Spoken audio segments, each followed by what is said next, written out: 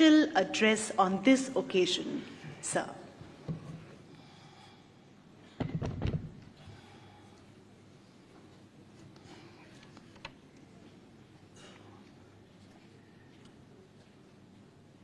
Good afternoon, all of you. Shripad Yesho Naik, Honorable Minister of State for Power,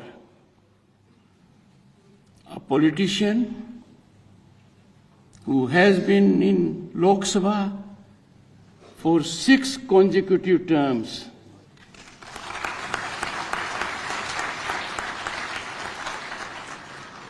I had the good fortune to be in Lok Sabha in 1989 for 1 term. That was also not completed. So for every month I spent in Parliament, our Honorable Minister has spent 2 years.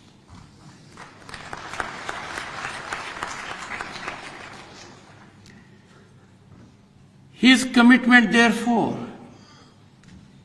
would ensure ground realization of the objectives, and I have no doubt about it. Shri Pankaj Agarwal, Secretary Ministry of Power, brings on the table administrative experience. And I have said on several occasions, Indian bureaucracy makes entry through toughest of the examinations. They are so grilled and groomed to serve the nation. And if they are not held back, their achievements are exponential and incremental. And I have had the occasion to see this briefly when I entered the premises. First, a photograph with the children. They were teenagers, sparkling eyes, full of energy. I recall my days when from the village I went for the first time to Sunday school. My village then had no electricity, no water, no toilet. Unthinkable situations. And a scholarship put me in that situation. I still remember, we don't call them batchmates, but I can call them schoolmates. The system changed us. So when I looked at the boys and girls, I had unbelievable energy transformed into my body. And this was so ably complemented when I went through that painting exhibition. As luck would have it, and these are providential interventions, I focused on one particular painting. I read the message, and the message was, when human mind is sold, everything is sold. S-O-L-V-E-D. I am from a village. I did not say S-O-L-D. So there should be no mistake on that count. Immediately my mind was activated. That the problem which I face while sitting in the chair in Rajya Sabha,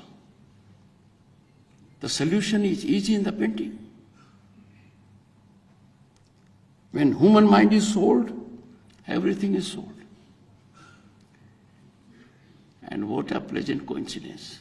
The painting presented to me by Sahaj Chaturbhuj Ramani, class 7 student of Hillwoods School, Gandhinagar, Gujarat, was the same painting. Same painting.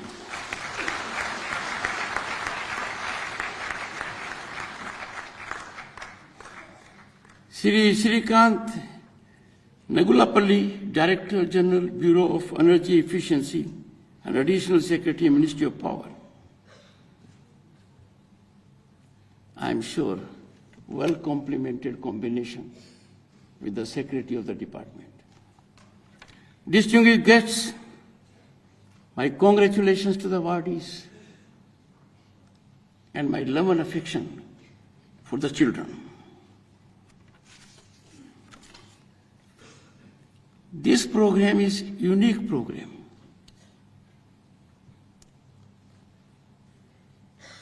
Contours of this program transcend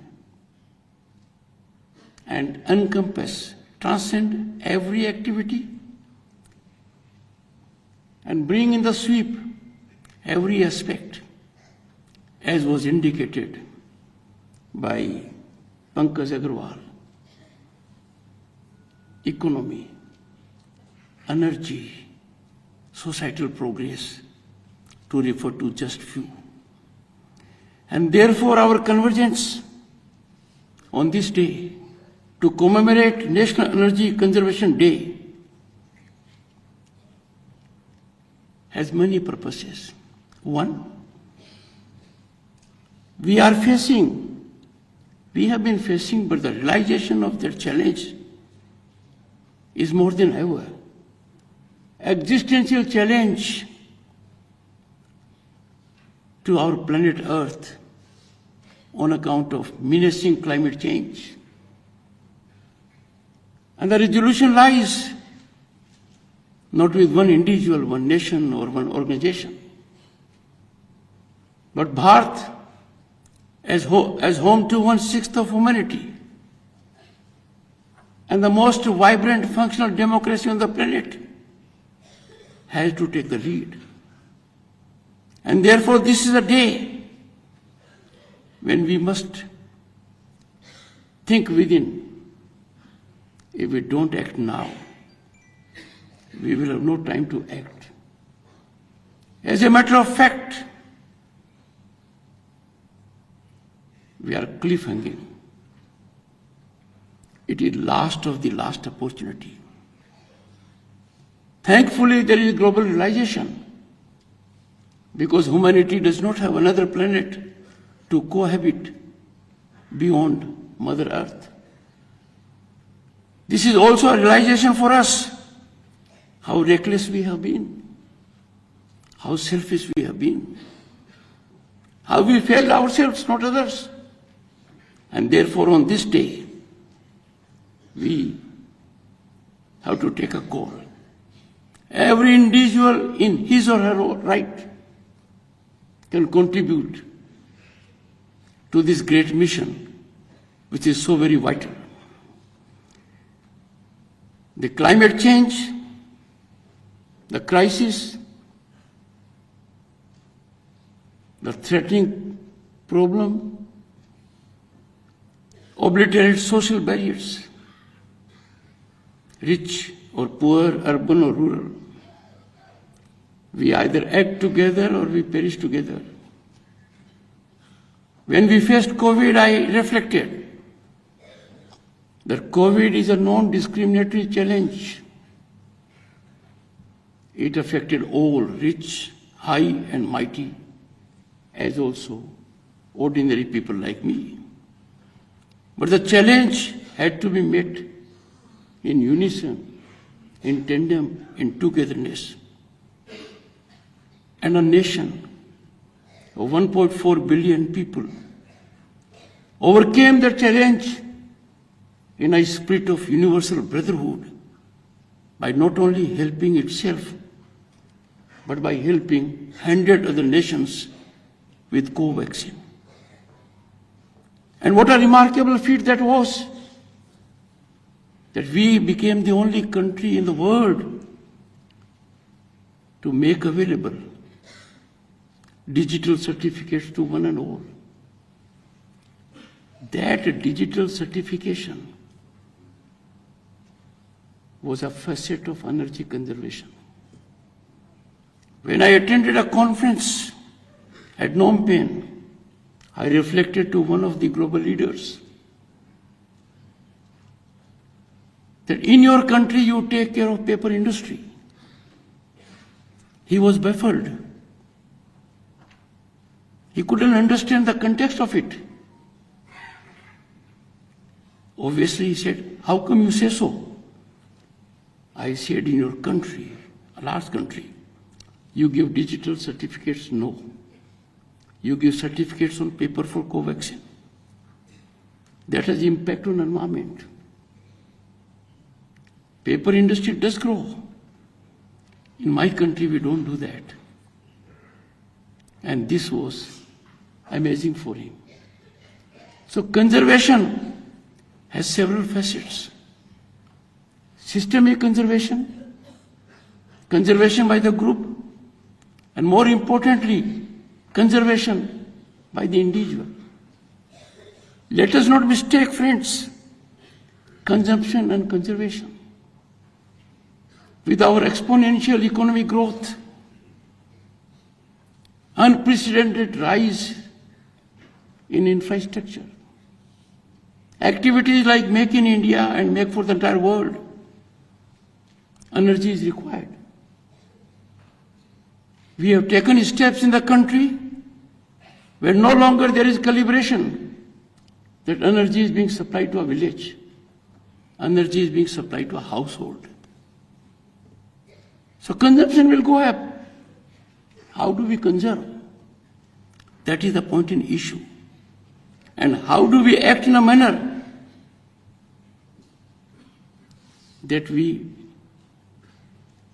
generate least damage to environment, ecology? And therefore, I come to the awardees. The awardees demonstrated the power of innovation. I have not had the occasion to discuss with them in detail, but briefly I could get a feel of it. They are drawn from cement industry, textile industry, and I know out of my experience as a lawyer, there are industries that can really do a great job, because energy conservation needs stringent audit, self-audit also, and audit from outside. The surest way to degenerate an individual or an institution is to keep it away from scrutiny or probe. The moment someone thinks or an institution thinks we are beyond probe, degeneration starts. Let us apply this rigorous principle rigorously when it comes to conservation of energy. Friends, we need immediate, decisive and corrective action. Government mandates, industrial transformation and radical citizen commitment. We have civilizational ethos of thousands of years. Our Vedas, Purans, our epics, Mahabharata, Ramayana, and Gita's wisdom. If we look into that gold mine, we get real inspiration that conservation had always been a key factor, a facet of life. Conservation also does something very important. We have seen people displaying by conspicuous consumption. That no longer is in vogue, now it's declining. And from that perspective, our ancient wisdoms foresaw this crisis. The Shanti parts in the shape of a plea for environment harmony is no longer a philosophy. It has to be translated into action.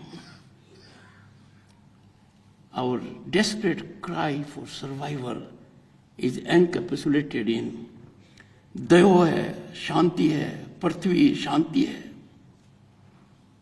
We need peace in sky. We need peace on earth. And we cannot have peace or harmony or tranquility unless there is an ecosystem that is affirmative for existence. Our civilizational wisdom is a heritage, and I would say, in a sense, survival manual, encyclopedic for this climate emergency. Bharatiya Sanskriti's sacred view of nature is a way of life will prevent environmental collapse. Look at our religious functions. Look at our sloks. Look at our method of worship. We invariably nurture nature, worship nature. We ensure by these activities that nature is nurtured and blossomed. And the Prime Minister, therefore, in such a situation, gave a clarion call that has become Jan Andolan, Ek Ped Maa Ke Naam. It is started as a modest way. I can tell you it is Jan Andolan. It is on this day we must take a pledge. Each one of us at least will have Ek Ped for Maa Ke Naam.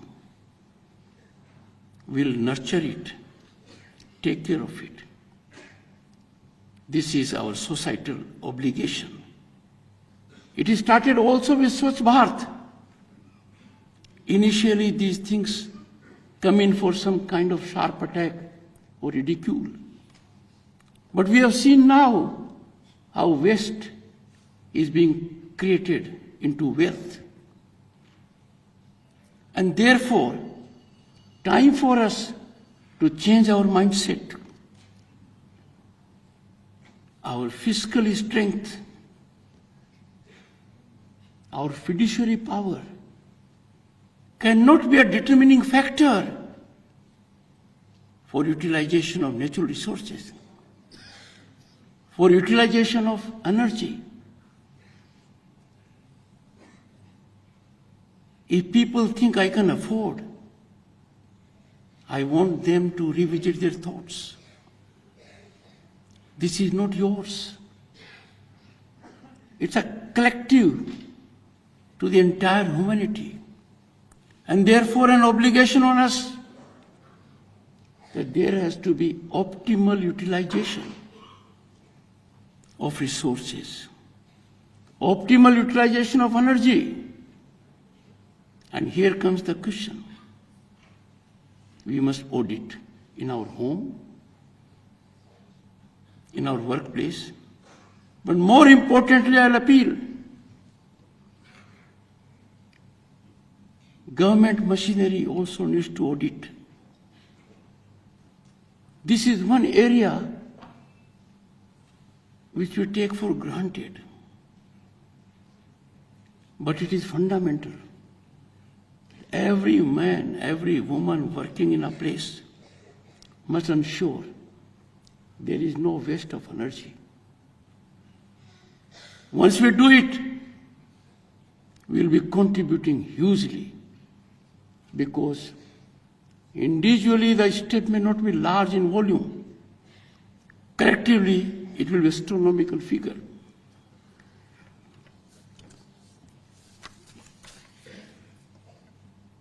Our resources on the planet are not infinite.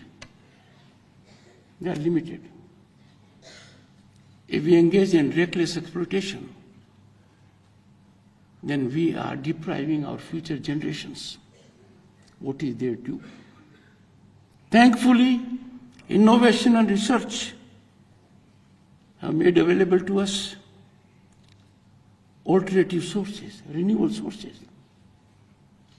In G20, the nation took great initiative. And the initiative was the energy front also.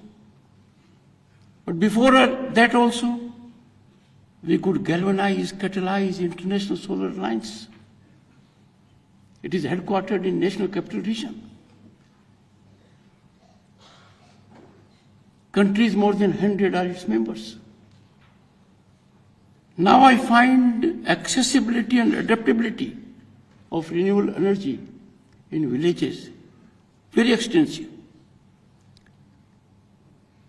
A great innovative idea has converged itself into a policy decision that every house will have solar power.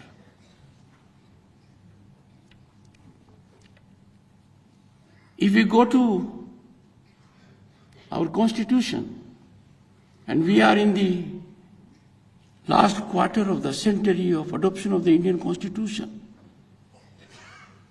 and today is a day when debate is taking place in Lok Sabha. Monday, Tuesday it will be in Rajya Sabha. Constitution has given us fundamental rights, but also fundamental duties. And when there is a challenge in the family, in society, in a group, or before the nation, we relegate our rights and give precedence to duties. I invite your attention in particular to Article 51, capital A. It is just not constitutional guidance. It has to be way of life with us. If we focus on those duties, energy conservation will be one of them. Equitable growth will be another. And these things, these duties are to be performed by individuals, and they are easy to perform. They are easily performable. They only require a positive mindset and an attitude. We have set a target.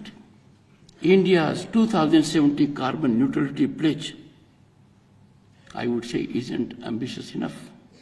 Climate chaos is overtaking us, and we must therefore act faster. The International Solar Alliance $1 trillion goal isn't just investment. It is life insurance for this. It's assurance of a dignified life.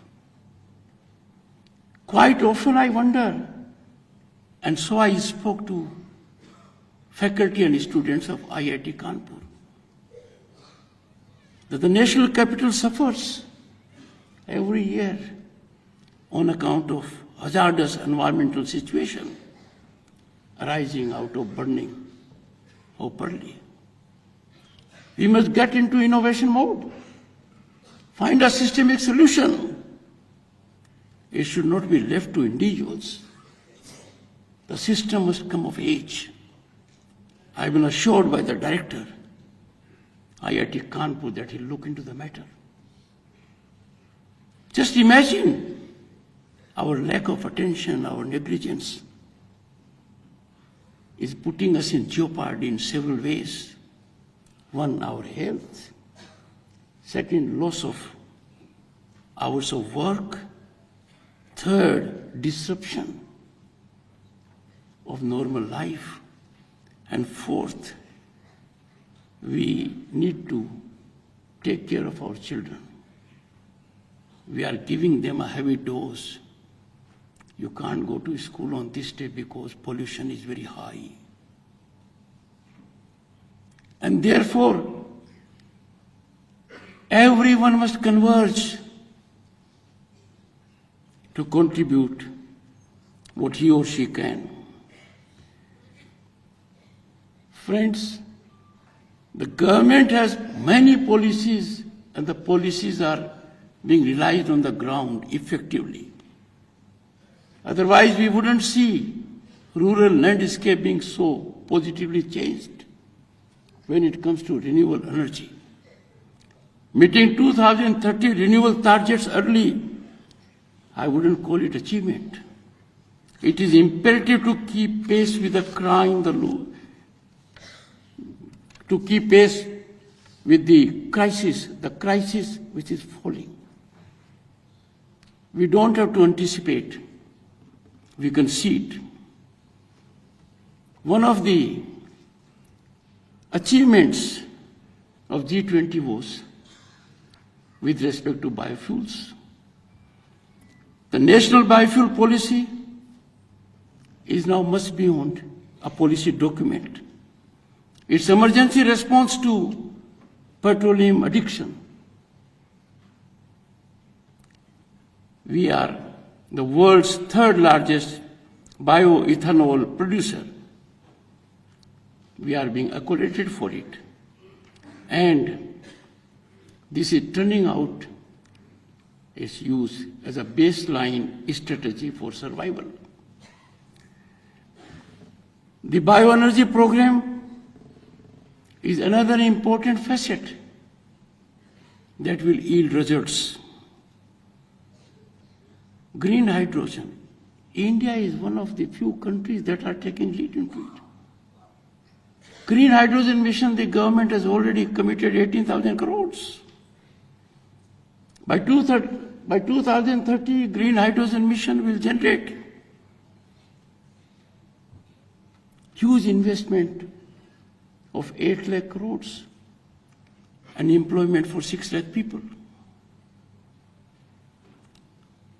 This is an indication that the government is moving in the right direction. But it requires people's cooperation also. Friends, I would therefore suggest also that we must impart to our children education about environment. They must be early learners of this menacing situation. I have indicated to the Honorable Minister, Shri Dharmendra Pradhan, and I'm so happy to tell you, it's a work in progress. Youth innovation isn't just creativity. It's last-minute solutions we desperately need. I find for the first time, unlike my generation, that there is an ecosystem in place in the country that allows every youth in the country to unleash his or her energy, exploit his or her talent, potential, and reach the goal, realize aspirations. That ecosystem will be disrupted if we do not attend to this alarming scenario. Friends, we have no choice. There's only one way out. The way out is we will give all we can, individually and collectively, for energy conservation. Dialogue, discussion, debate are important. But when you have some time, here there is no time. I'll conclude with one aspect. Again, going back to that painting. Energy conservation of the individual is also important. The thought occurred to me the moment I looked at the painting, that if we in Parliament, including myself, we conserve our energy, think within first, motivate ourselves with a spirit of nationalism, then the results are bound to be very rewarding. So conservation of energy of the individual in the effort is also vital. If we use our energy, it will be dissipation. But if we use our energy wisely, in a prudent manner, it will be fruition and societal gain. I am extremely happy to associate myself. And what I have seen, I am greatly touched with respect to both the young boys and girls, their paintings, and also greatly accolade the involvement of the industry. But just think, is it enough? Should it not become a revolution? Should the entire industrial stream, trade, commerce, industry, business, social groups, NGOs, and individuals come together to participate in this great marathon march? Because the nation has set a target for itself to be a developed nation by 2047, when we have centennial celebrations of our independence. And if all goes well and this goes wrong, then our plans, not only our plans, plans of everyone on the planet will be upset. Wish you good luck. I take the pledge. I'm sure so would you. Thank you.